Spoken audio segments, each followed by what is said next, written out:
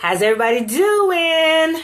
I realized I hadn't gone live on my business page in a while. I've been going live on my personal page.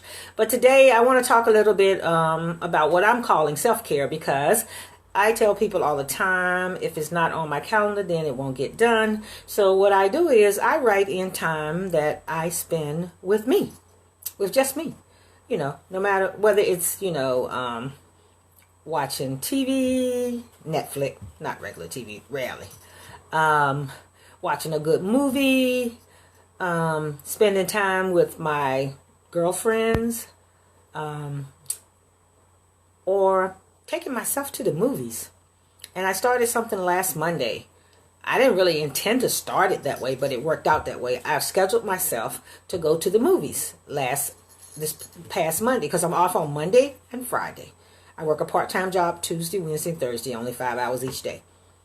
And so Monday and Friday are my days to work in the office and to spend some personal time and some self-care. Or have meetings or whatever, There's a bunch of stuff. But anyway, Monday and Friday are my days to do whatever I want to do. So things went so well last week when I scheduled myself for the movie in the afternoon that I decided to schedule myself again this Monday. And I really thought that I was going to be doing the same time. Last Monday, the movie that I wanted to see, which was Harriet, it was at 3:40. So in my mind, I scheduled myself again today for 3:40. But today, the movie that I want to see is called 21 Bridges, and it is at 4:50. But I'm going to leave at 4:30. It's only 10 minutes away.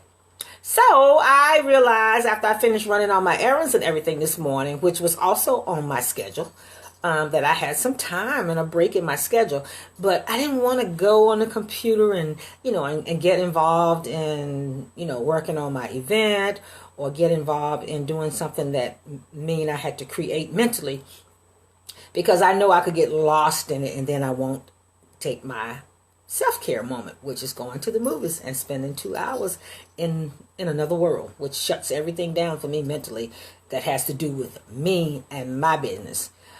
So I'm going to be sharing my latest blog with you. It's called Release Attachment to Fear. Release Attachment to Fear. There is not a person in the world who is not afraid of something, and we all know that. Every man, every woman, and every child can name one thing that frightens them. My mother was afraid of snakes. I mean, she was so bad, just a picture on the television or on a page in a book would really freak her out. I mean, it really sent shivers all over her. You would think that the snake was actually in the room with her. That's how afraid she was of snakes.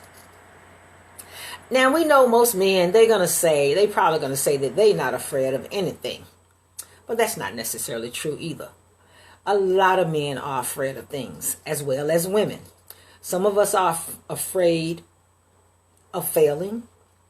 Some of us are afraid of being alone. Some of our fears are not even obvious. Some of us are afraid of being found out. So you probably ask, what do you mean by being found out? I'm talking about the stuff that nobody knows about you but you. The fact that you are not quite as smart as you profess to be. Have you told anybody what you are running away from, or what you are hiding from, or what you are hiding behind? Does anyone know the full hurt that you feel inside? Does anybody know that? Some good questions. Of course they don't. And you know why? If they did know, then that would break their heart, and it would break the facade that you have graciously kept up for years. Nobody knows that you keep saying yes because you are afraid to say no. What will no mean to you and them if you just say no? I do it a lot, and I love doing it because it puts me first. What will they think when they are so used to hearing you say yes, then all of a sudden you say no? I challenge you this day to release your attachment to fear. When you think about it, And when I think about it, I realize that our dreams chase us down every day with bright ideas that we are afraid to test out. We wake up to another day of living on our past laurels, and that is not going to work in 2020. I mean, it hasn't worked in 2019, but we don't want to admit it. What life used to be like, that's what we live on. That's what we thrive on. What we used to have. We stay in that place too long. Our whole identity is tied up in the hurts and the joys of our past life. We are afraid to step outside of our comfortable boundaries and discover who we really are.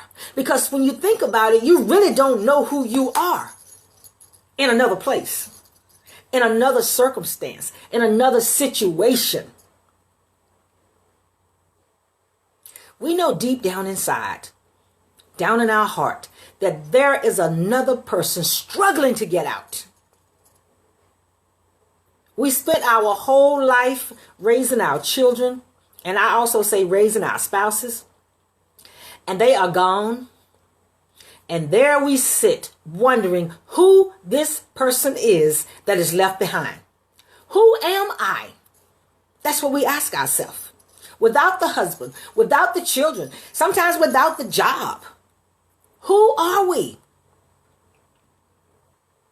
Guess what?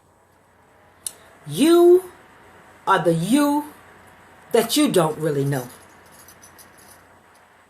You need to talk to that little girl or that little boy inside of you and discover the fragments of yourself that was lost in others for so many years. Who is that little person that's struggling to get out? What is she or he saying, desperately yearning for, that was never given to her or him? What is she or he asking for? Think about it. It is definitely a new day. And you need to do the child inside of you a favor. And remember what it was like when you believed that you could do anything.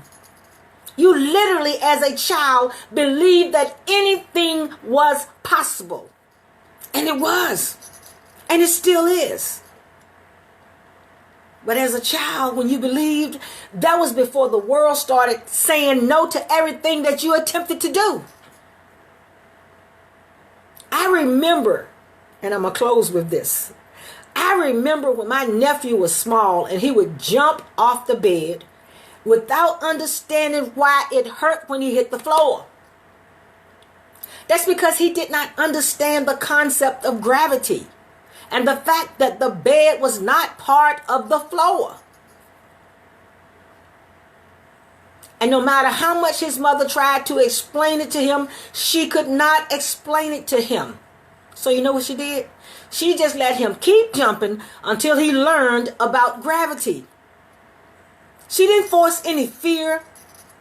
She didn't interject any fear into his little world. She just let him keep jumping. Because she knew eventually one day he was going to find out that there was a difference between the bed and the floor. And there's some height there. So I challenge you today.